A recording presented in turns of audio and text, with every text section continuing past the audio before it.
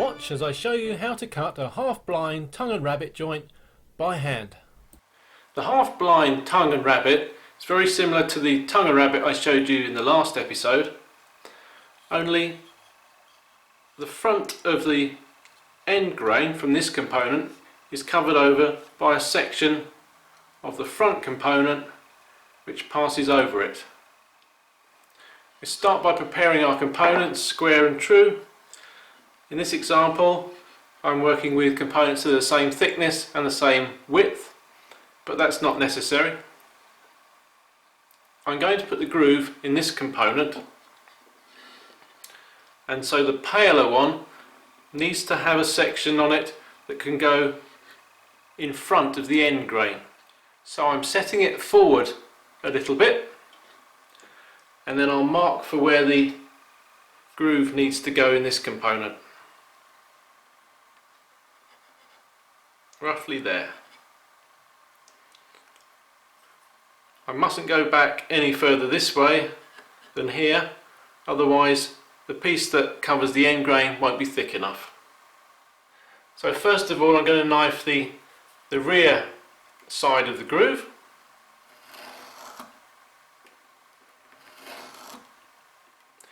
When I prepared the tongue and rabbet, I used a miniature router plane to remove much of the waste.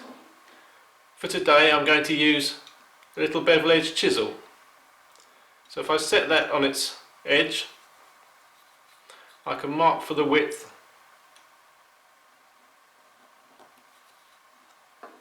and then I can scribe that line in as well.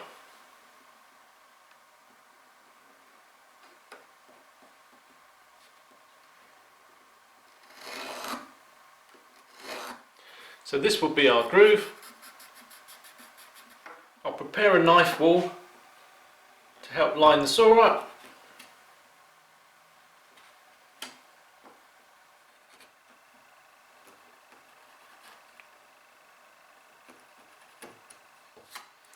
Now I set a marking gauge to roughly a third of the way across the component and just score where the bottom of that groove is to come to.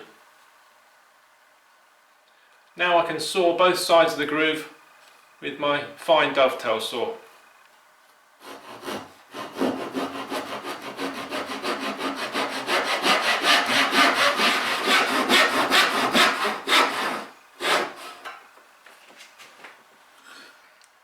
Now I remove the waste to create the groove.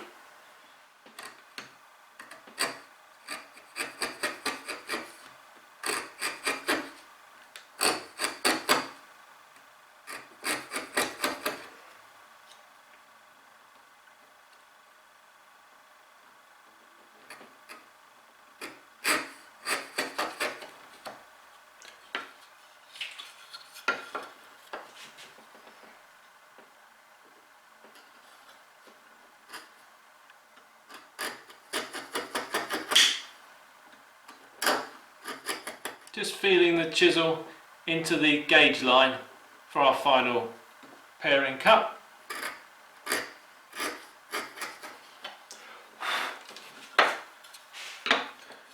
To check that I'm at a consistent depth, I put the blade of the square in there and see whether it rocks at all. And it still rocks a little bit, so I'm a little bit high in the middle.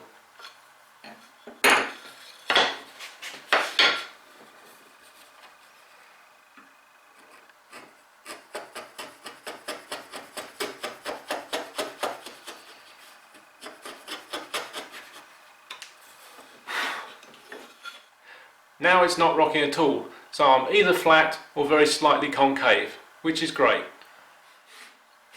Now I line my square up against the inside of the groove, place the side on where it's going to go, and I can mark out for the cuts I need to make in the other board. Put them in pencil so you can see them, but I'm going to mark them with a knife.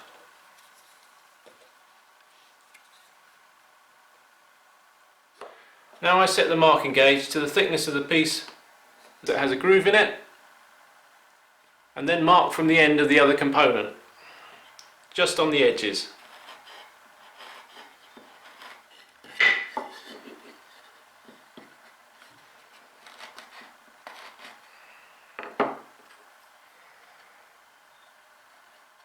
Now I need to join these two lines up with the line I've just gauged. I can join those lines up along the end grain as well.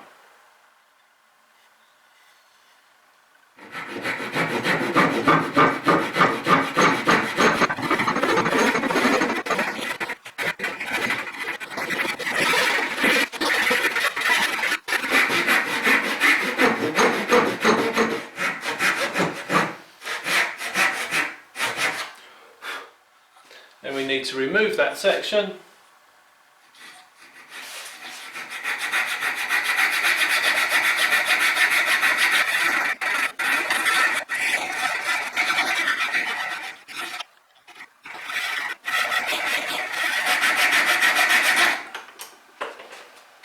Once that's done, take a chisel and just pare away down to the lines.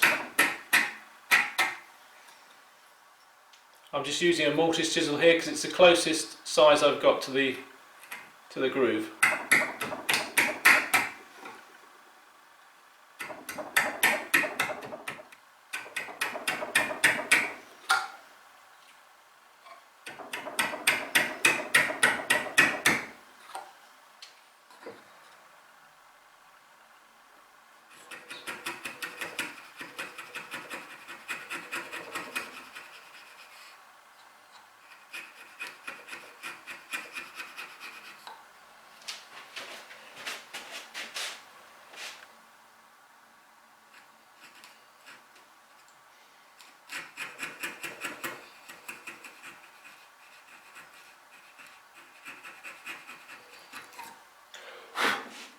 You may need to clean the sawn surfaces off to get a good fit.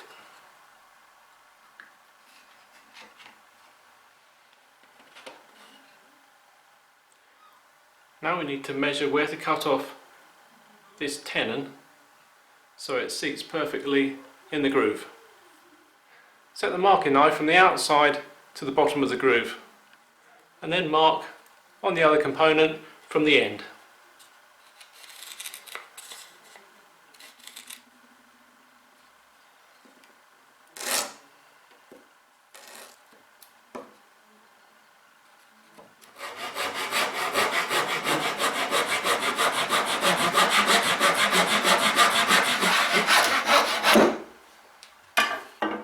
Clean up shaving with a shoulder plane or a chisel.